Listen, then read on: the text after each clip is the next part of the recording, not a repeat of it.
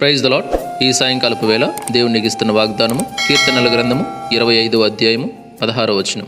నేను ఏకాకిని బాధపడు వాడిని, నా వైపు తిరిగి నన్ను కరుణింపుము.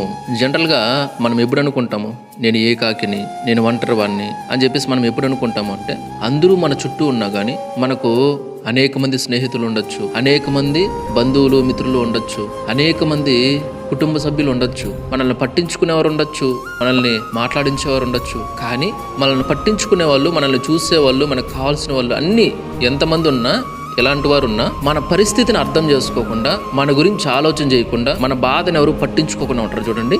అప్పుడు మనకేమనిపిస్తుంది అంటే, అందరూ ఉన్నా కూడా నేను ఏకాకిని, అందరూ ఉన్నా కూడా నేను ఒంటరి వాడిని, అందరూ ఉన్నా కూడా నేను ఒక అనాథిని అనే ఫీలింగ్ కలుగుతుంది మనకి. ప్రైజ్ ద లార్డ్ కదా. అంటే ఇక్కడ దావీదు గారు కూడా అదే మాట చెప్తున్నాడు అనమాట. ఏమనంటే, నేను ఏకాకిని, బాధపడువాడిని, నా వైపు తిరిగి నన్ను కరుణింపుము. అంటే ఆయనకు ఎంత బాధ వచ్చిందో చూడండి. అందరూ ఉన్నా కూడా ఆయన ఏకాకిలాగా ఫీల్ అవుతున్నాడంటే, ఆయన పరిస్థితిని, ఆయన సిచ్యువేషన్ని, ఆయన బాధను ఎవరికి చెప్పుకునేదానికి లేదు. అంటే ఏమంటే, ఎవరికి చెప్పుకున్నా కూడా నా బాధను వీళ్ళు వినగలరు, అంతేగాని నా బాధను తీర్చలేరు, నా పరిస్థితిని మార్చలేరు. ఇంకో విషయం ఏంటంటే, నేను ఎంత చెప్పినా కూడా, నా పరిస్థితి వాళ్ళకి వివరించినా కూడా వాళ్ళు అర్థం చేసుకోలేరు, అర్థం చేసుకోరు అనే ఫీలింగ్లో ఉన్నాడు ఆయన. Praise the lord. అంటే ఆయన చుట్టూ కూడా పరిస్థితి అలాగే ఉంది, ఎవరు అర్థం చేసుకోవట్లే ఆయన్ని.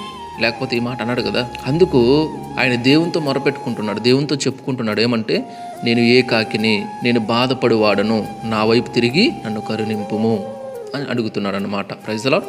ఇప్పుడు ఎలాగో అడుగుతున్నావు కదా, దేవుణ్ణి ఎందుకు అడగాలి నువ్వు?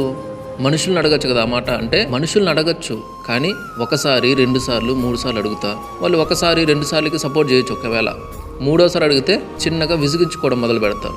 4వసారి అడిగితే పూర్తిగా అసలు మళ్ళీ మనల్ని పట్టించుకొని కూడా పట్టించుకోరు. ఈడు ఎప్పుడు ఇదే కూడు, కానీ వీంతో ఉంటే మనకి డేంజరు, తల తినేస్తాడు, బుర్ర తినేస్తాడు అని చెప్పేసి వదిలించుకోవాలని చూస్తారు, మనుషులు దూరం పెట్టాలని చూస్తారు. కానీ దేవుడు అలా కాదు. తండ్రి నన్ను కరుణించు అంటే, నువ్వు 1000 సార్లు ఆ మాట అన్నా కూడా, నువ్వు అనే కొద్దీ తీవ్రత పెరిగే కొద్దీ ఆయన ఇంకా నీకు దగ్గరగా వస్తాడు, సమీపంగా వస్తాడు, నేను ఎక్కువ పట్టించుకుంటాడు అనమాట. Praise the lord. అందుకైనా ఇక్కడ ఈ వాక్యం ద్వారా ఇలా చెప్తున్నాడు అనమాట. Praise the lord.